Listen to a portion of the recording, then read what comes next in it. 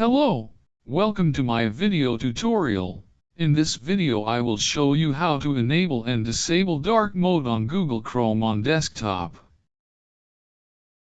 First, if you want to change the theme on the title bar, click the vertical 3 dots on the upper right corner. Click Settings.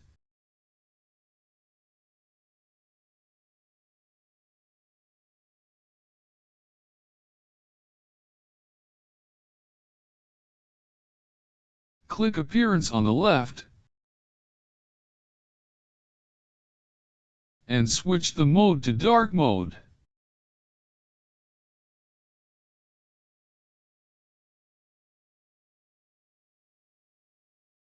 If you want to change the theme of the web page itself, click the settings on the below right corner, then click the dark theme to turn it on.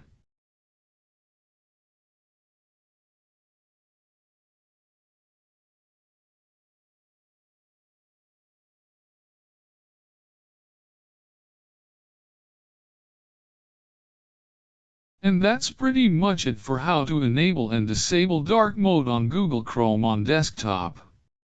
If this video is helpful or useful, leave a comment below, and also make sure to like, share, subscribe, and click the bell notification icon for more tutorial videos in the future.